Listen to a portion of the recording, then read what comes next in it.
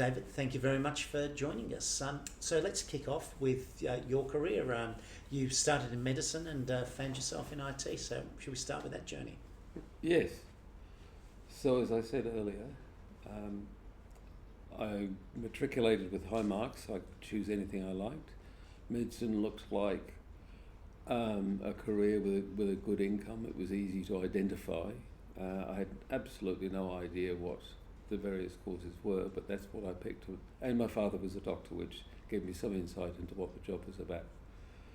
So I went to Monash in 1965, doing medicine. And curiously, in 1966, two things happened. One is in the second year you do anatomy, so you dissect a corpse. Right. Which is certainly tells you you're in medicine, that's what you're doing. But the other thing that happened was that the university installed its first mainframe computer, which was a CDC 3200 with 32K words of memory and no disk. It had tapes. And I taught myself to program on punch cards out of the Fortran reference manual, which was interesting. And I really liked it. And I wrote a bit of maths and I wrote some statistical programs to analyse the weights of mice. We weighed mice and I calculated the mean and standard deviation of the weights of mice. Right. And then in the fifth year, which is the year in which you have residency periods, you deliver some babies and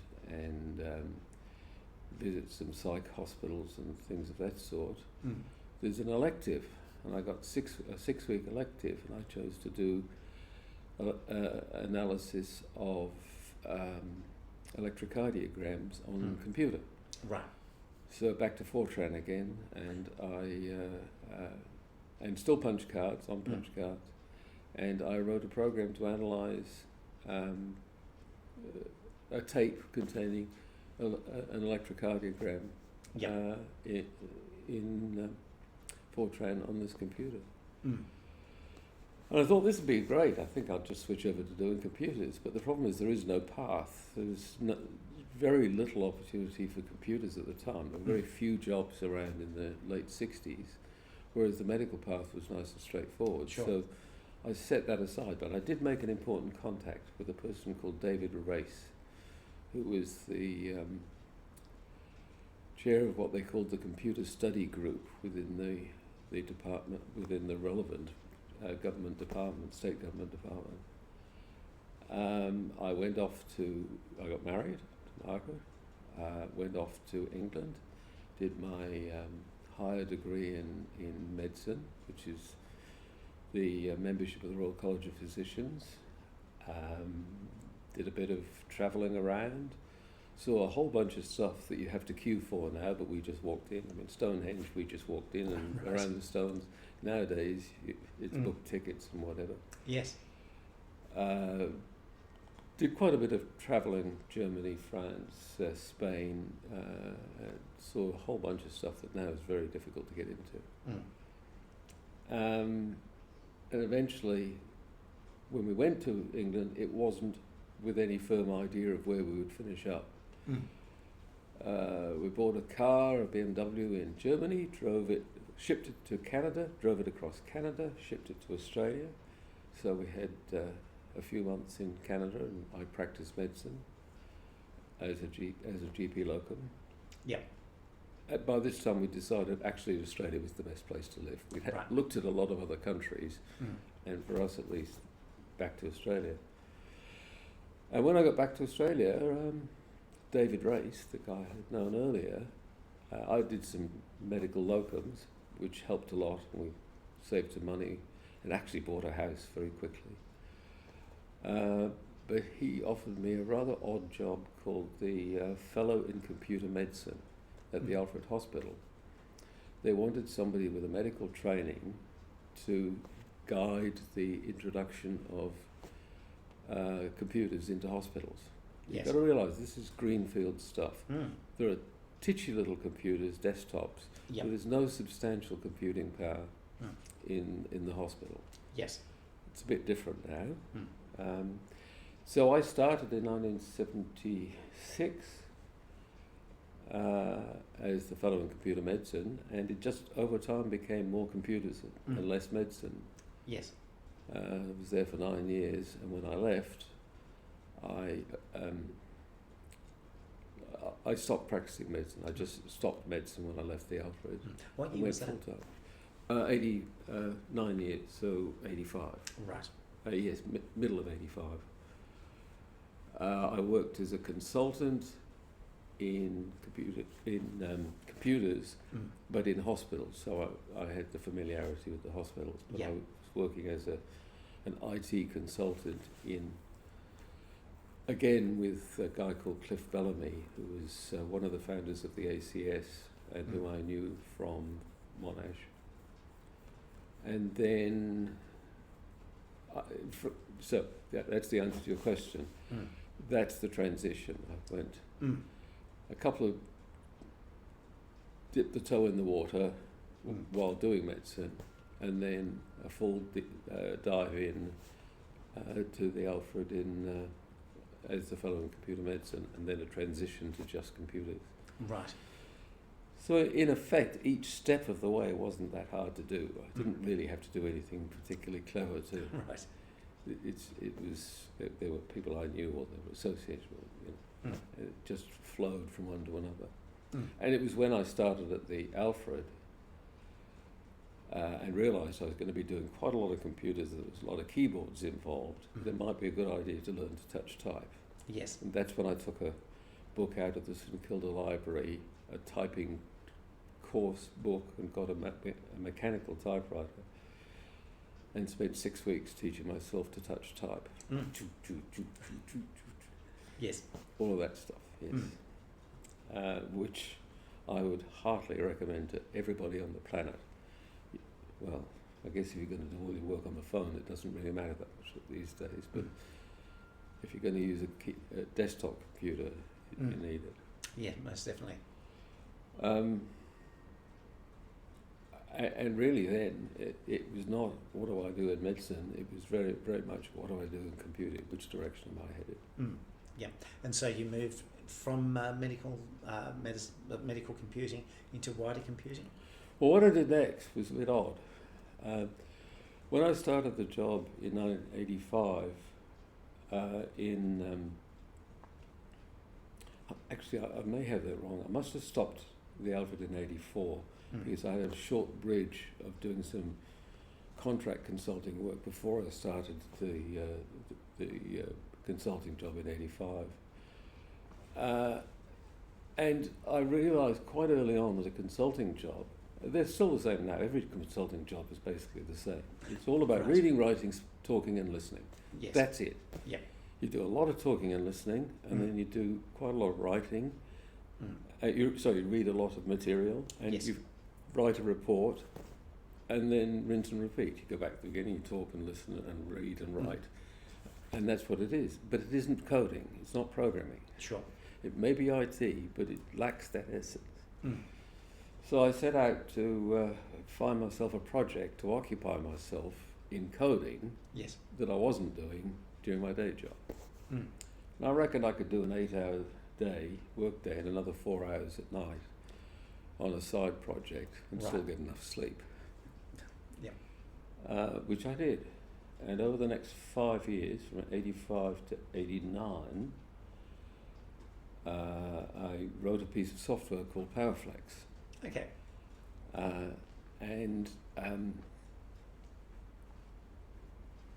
One of the things I learned at that time is when I started writing this project, I knew who the users were, I knew who it was for. I joined a Dataflex user group, and it was the users of Dataflex who would use PowerFlex if it was better than Dataflex. Right.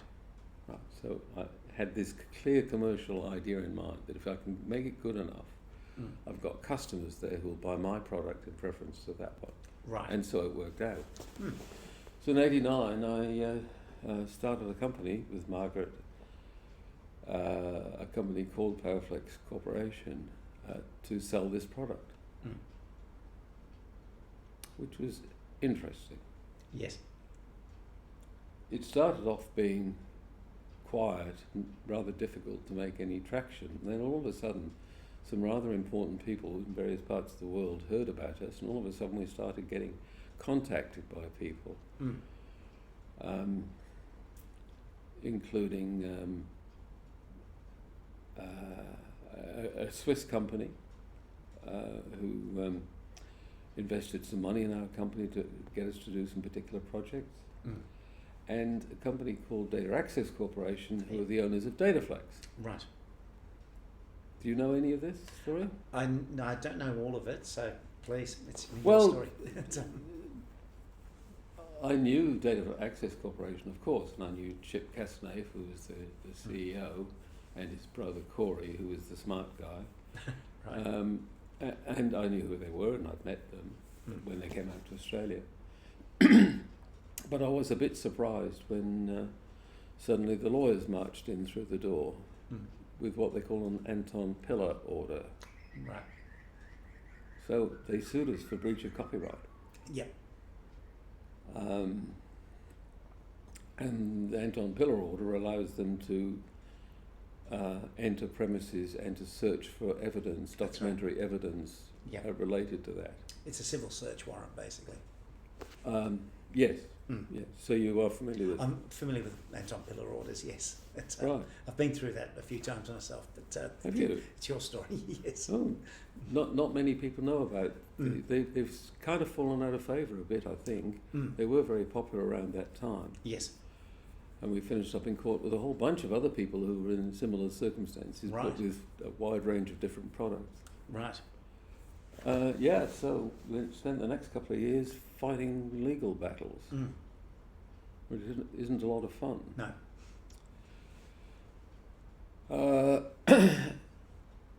We had quite a number of customers at that time, and the company was making revenues, so we were able to pay a certain level of legal fees.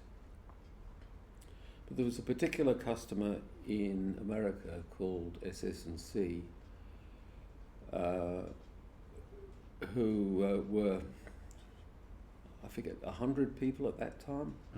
They're now a billion-dollar company with thousands of employees. Yes. But at the time they were around 100. And Bill Stone, the CEO of that, actually came out to Australia to visit, which is quite something. Yeah.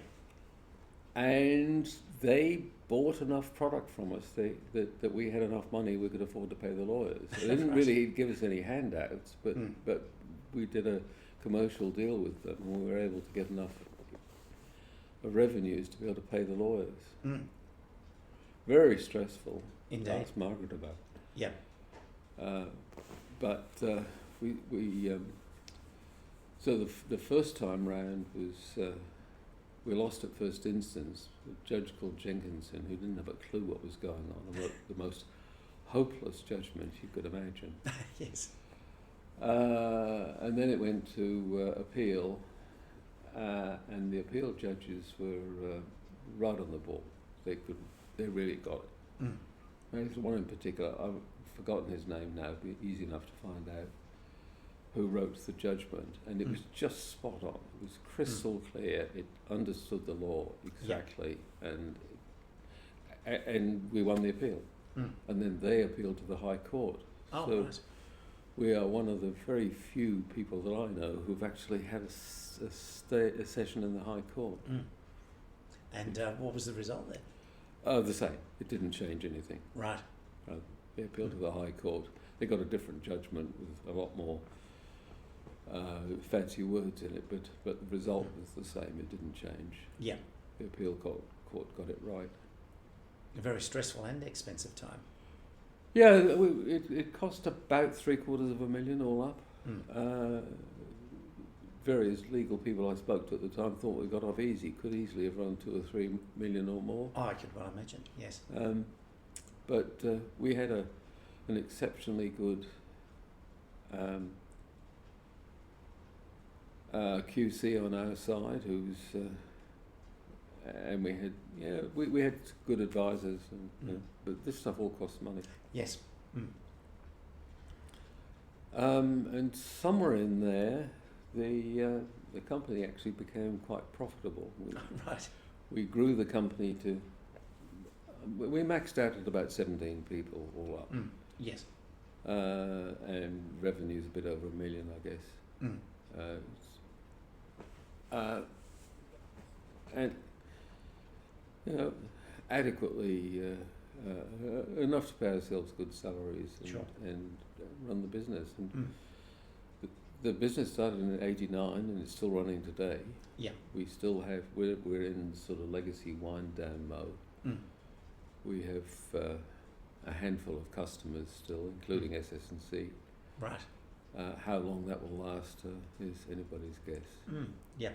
And after that, Oh, the business will just wind down. And yeah. well, it finishes up with quite a lot of assets of one sort or another. Sure. So it sort of sits there doing not very much at all. Right. And on your own professional front, was it focused on the business, or did you move on to other things? Well, around about 2000 or thereabouts.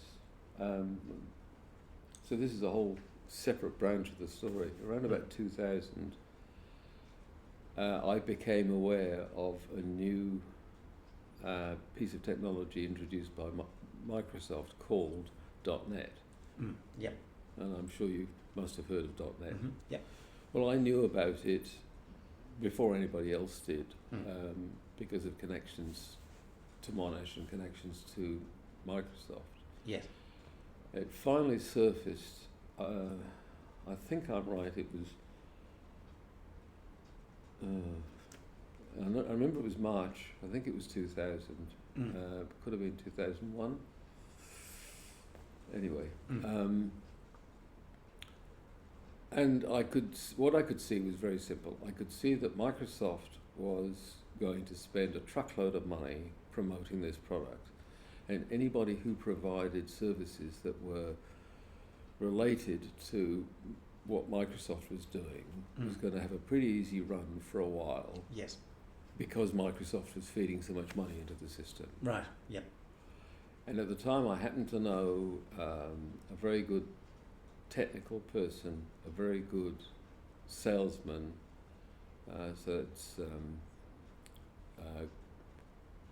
Graham Armstrong was the salesman. I won't say I liked him all that much, Right. but I could certainly respect his ability to sell. Yes. So we started a business, which originally was called Monash.net. We had a Monash connection, and Monash.net sort of conveyed what we were about. We were about teaching .net to enterprises who knew they were going to need this technology. So we set up a business, and we taught .net. After a while, Monash complained about our use of the name, so we had to rename. Right. And we became RedFire, which is still trading today. But it was a fun experience. We had a couple of near-death experiences. A couple of times we had to kick in a little bit of extra money. Yeah. I provided most of the funding. I actually invested most of the cash it needed to run, but it did become self-sustaining after relatively quickly.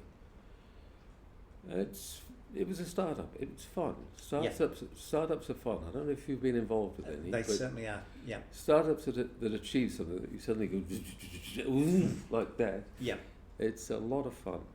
I really enjoyed that period. I didn't enjoy some of the people I had to work with. We had some significant disagreements, and eventually we parted ways and headed off in different directions. But it was a successful venture. Made a bit of money out of that.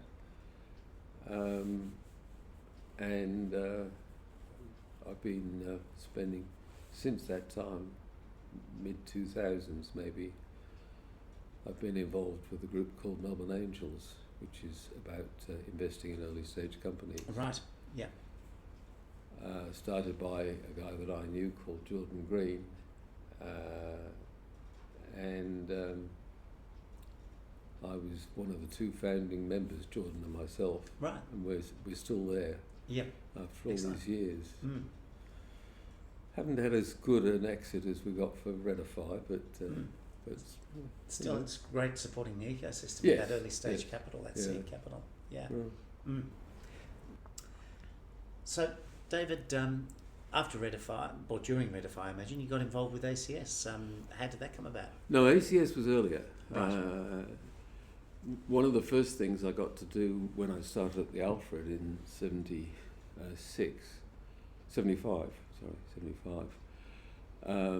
was that they arranged for me to go to Monash to do third-year computer science on a not-for-degree basis. I don't know if that still exists now, it probably doesn't. But it involved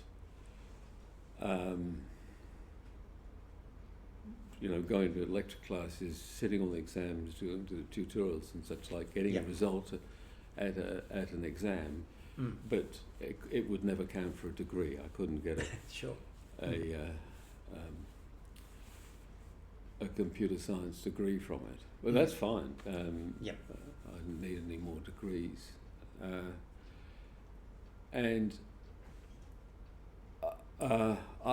So that was just 1 year.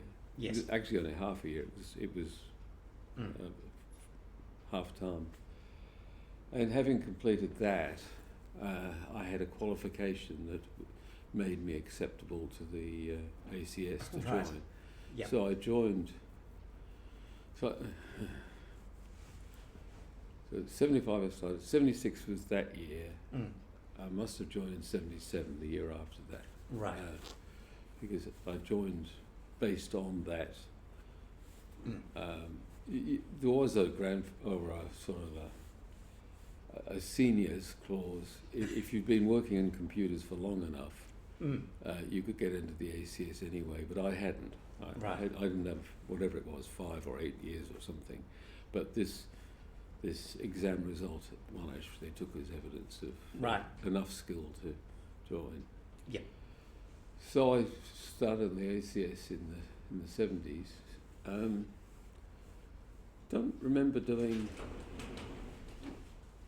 a great deal with the ACS during that time. I did take on the role of what was called an IMIA representative. That is the International Medical Informatics Association, which is a branch of IFIPS, and it was by convention. It fell to the ACS to nominate representatives in the various parts of IFIPS. For all I know, that's still the case. Yes. And at that time, IMIA fell under IFIPS, and I got nominated as the representative to go to IMIA. So I managed to go to a couple of. There was a conference in 1970. No, hang on. No, I'm getting this wrong.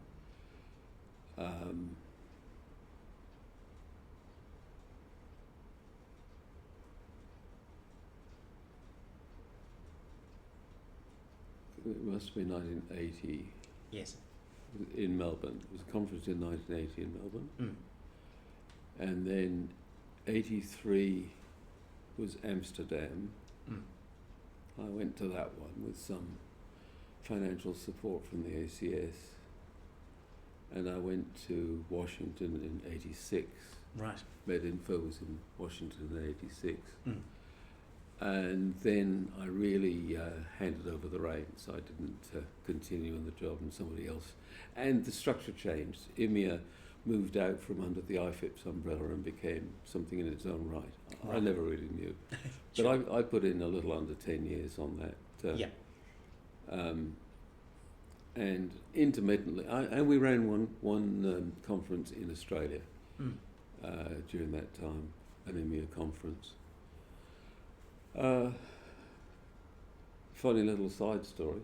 1982, I bought a digital watch when they first became a thing that you could feasibly buy and use as a watch. Sure. And the reason I know it's 1982, because in 1983 I went to Amsterdam for this conference, and the watch died. Right. Because the battery lasted a year. Oh, okay. As they did then. Yes. and I couldn't buy a battery for it. They just didn't have digital watches readily available or the facilities to change the battery in 1983 in Amsterdam. Right. I'm sure they do now, but at that time... It was a new thing.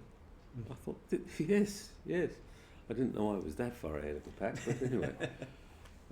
I now have one of these, smart watches, which doesn't talk about lasting a year. This one lasts a week if I'm lucky. Yeah, that's right. Yeah, before you plug it in. Yeah. Yeah. So that was, and at least for part of that time, because I was the national representative to EMEA, that meant that I was on the outer ring of the national board. So I went to Ashley Goldsworthy, you remember that name? Yes. He was the president at the time, and he wanted, I think it was his initiative that people in my role went to the national, the annual National Congress, or whatever they called it, in Sydney. So I met Ashley and a whole bunch of other people. But I never really connected to the national part of ACS. Right. It was very Sydney-centric, which I thought was a mistake, because I thought really they didn't have good contacts into Canberra, so they really didn't know the federal pollies at all. They knew the state pollies, but they were kind of too big. They really ought to have been connected to Canberra rather than Sydney. At least that was my view at the time. No, that's a fair view. Yeah. Whereas in Victoria, we were closely connected to the state government, and that made sense because we're a state branch and the state government. Yes. And we had a lot of contact with the state ministers at various levels. Multimedia Victoria. Yeah, that's correct. Yes, that's right. Yep. Yeah, I remember them. Yes. And there wasn't really a New South Wales state branch because it all got sort of blended into the national branch. Yep. It never seemed to be the right way. Yeah. But that was just an opinion. I had a fairly long spell on the branch executive, the BEC in Victoria. I think about 9 years. Okay. It was an odd coincidence. I had 9 years at the outfit. I had 9 years on the national, the EMEA thing, and I think I had around 9 years on the BEC. Yeah. And I also had 9 years later as the chair of the Branch Fellows Committee. Right. So there must be something magic about 9 years. But It's anyway. the magic number. Yeah. So I did a lot of stuff with the BEC. We organised conferences and the branch forum. In the format as it existed up until lockdowns, was very much of our making. That is, myself and 2 or 3 others within the BEC came up with the structure for this, and which then a certain chairperson dismantled or destroyed or sabotaged or something. And then, of course, along came lockdowns, and it was all and the move into Docklands. And things changed rather a lot, but by that time I'm not involved anymore. Except peripherally, as I said, as the chair of the Branch Fellows Committee. Yeah. Which I did for a period that I thought was long enough, if not a bit too long, and then handed over. And I don't really know what happened to the Branch Fellows Committee now. I'm still sort of a member, maybe. Yep. But it's hard to tell because I haven't heard from them in quite a long time. And maybe there's something we need to fix, but yeah. Yeah.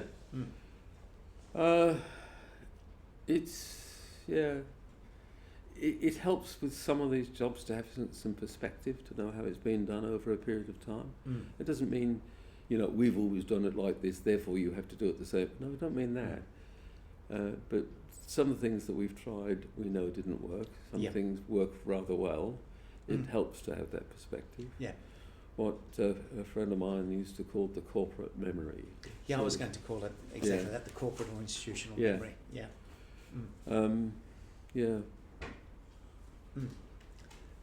So moving on to so looking towards the future. So what do you see as the future for the tech sector? I mean, particularly being involved in Melbourne Angels, you would be seeing some quite exciting businesses coming through. Well, I think I have a great deal of difficulty in understanding the role of the ACS. For me, coming from medicine, it was just a natural assumption that you join a professional society. Yeah. If you're a surgeon, you belong to the College of Surgeons. If you're College of GPs, whatever it is, it's just what the architects do this, the engineers, whatever. Yeah. I just expected you join the, where is it? What's it called? Oh, ACS, fine. Let's join that because that's what you do. Yeah. But as I've discovered, a very large number of people don't, and it's hard to know why some people do and some people don't. And the other thing, of course, is the ACS in practice tends to get dominated, I mean really dominated, by youngsters, new graduates or immigrants who aren't in the slightest bit interested in a professional society. They just desperately want a job. Sure. Yeah. And that isn't really a good foundation for a professional society, I don't think. No.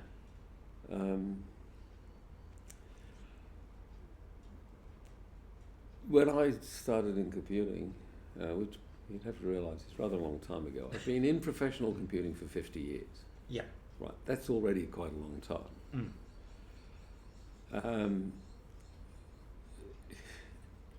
Everybody I met in computing was smart, no exceptions, and not the salesman, not the girl on the desk, but all of the people that I met at the programmers and the engineers and the people running stuff. They were all smart people. They're all, if they didn't have actual degree qualifications, they certainly had experience or they had whatever. And that's not the case now. Right. There's a much higher proportion of people who aren't really very smart at all. Yes.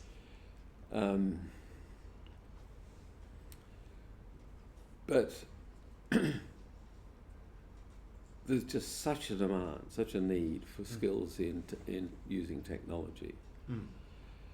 My wife, Margaret, bemoans the fact that so much of the software she uses is so bad. And I agree with her. Yes.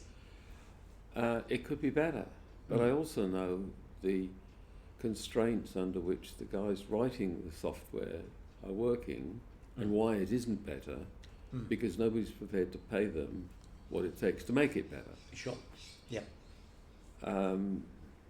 So you desperately need smart people, and you desperately need a commitment to quality. We ran through a period of time in PowerFlex. Early on, I wrote a new piece of software, beta testing, you find bugs, right? Yeah. After a while, you find less bugs, and you start finding bugs that are, that's a bit subtle. Yes. Oh, how did that? Oh, I see. You have to do this and this and this. Oh, then it happens. All right, okay. So instead of finding bugs that just do this, bang, it falls over. It's do this and this and this, and then it falls over. Right. In other words, you get multi-layered bugs. You get more complex bugs. Yeah, or subtle bugs that change things in ways you don't expect. And then eventually, if you keep working at it, you get to a situation where you actually get very few reported bugs. They're still there, but they're in areas that nobody goes. And PowerFlex reached that situation. It's been in use. It's certainly been used by upwards of 100,000 people. It could be a lot higher than that. I don't know what the number is, but I can be confident of that. And the number of bugs that we've had in the last that we were getting in the last, after we, let's say around 2000, when it was pretty solid, the number of bugs is just tiny. Right. We had one bug where the division, I don't know if you're old enough to remember the Pentium bug. Oh, yes, yeah.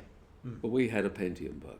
Right. We had not exactly identical, but the same principle. That is, when you do a division of this number by this number, then it guesses what the next digit's going to be, and it guesses wrong, and then you get a completely ridiculous result. Right. But only for this number divided by this number, or within a very narrow range.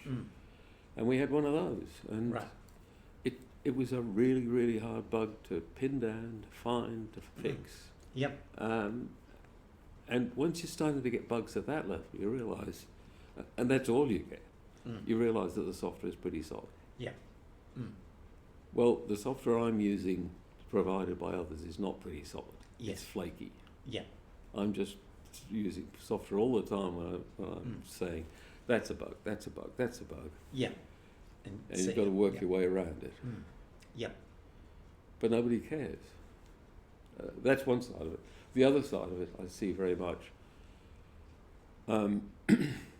is that the tools we use to develop software are now beyond any human being to understand. They're just too complicated. Yes. You could understand that little piece there, which is just what you work on, but there's all this stuff out here. Yeah. Yes, I could learn it. I could learn that. I could learn that. But every one of those pieces has its own rules, its own ideas, its own conventions, its own complexity. Yeah. And people are being asked to develop software without knowing enough about the tools they're using, without knowing enough about the problem they're trying to solve, without knowing enough about the customer who's going to be using the software. And you can't do it. Yeah. So we struggle on with software that's never quite fit for purpose. Yeah. Is there anything that you think the ACS could do to make a dent in that problem?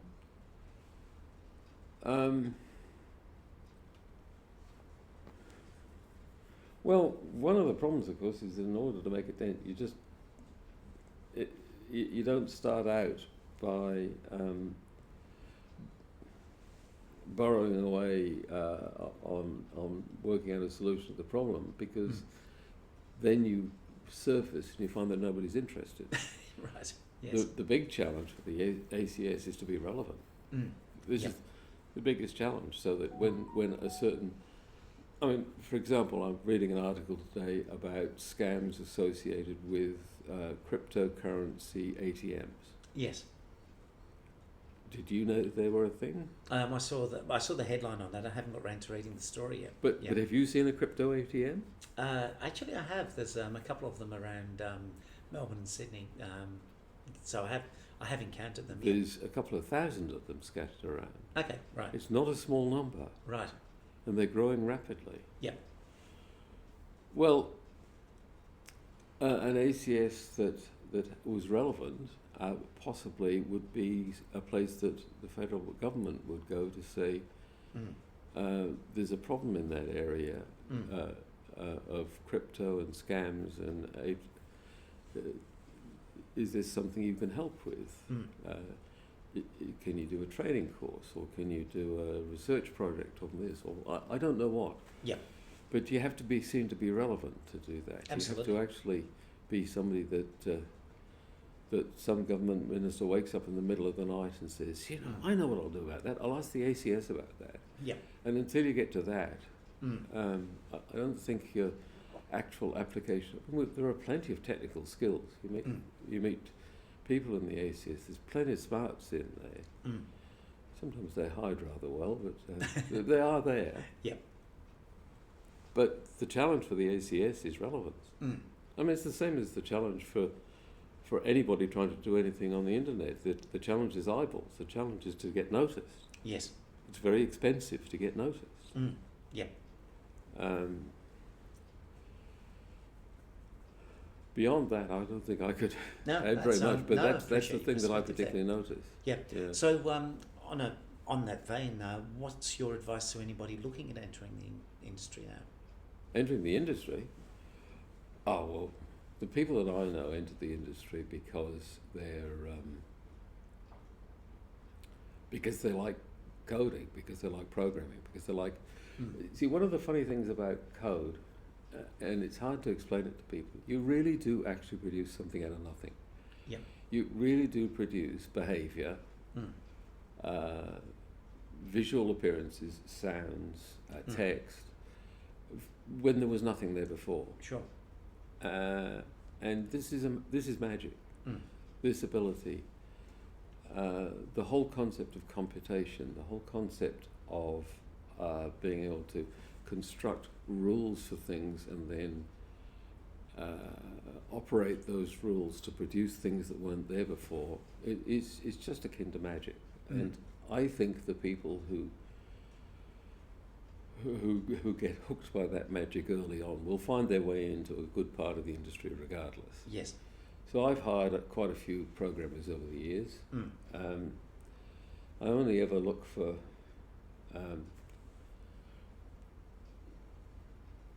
really three things that I look for when I was hiring programmers. One is they have to be smart. So I've got to find some way of asking them a question where a smart person gives me an answer and not so smart person doesn't. Last person I hired, a Russian I hired, I asked him a question and he taught me something I didn't know about the question I had just asked. Right. That's good. Yes. You get bonus marks for that. The second thing is they actually need familiarity with the general area of the tools they need to be working with. Right? They do need to know. If it's a Windows job, they do need to be a Windows person. An Apple person really isn't going to fit in. There's too big a gulf. Yeah. So they need broad familiarity with the tool set and the environment and the code and that sort of stuff. And they need to be smart, so they'll learn the stuff they need. And the third thing is they've got to be nice to work with. Yeah. They've got to be people you'd like to have at the next desk and you can have a chat to them about something. And, you know, if I could find a whole bunch of I don't ever do coding tests or any of that other crap. I don't believe in any of that stuff. I want to know that they're smart, that they have a familiarity with this set of tools that they're going to be using and that they're good to work with. Yeah. The rest will sort itself out, I reckon. Yeah. Well, on that, David, I'd like to thank you very much for being so generous with your time. Thank you. We could go on for hours. Or maybe we can. It's, No, a bit over an hour. Just, yeah. But thank you very much. Oh, you're welcome.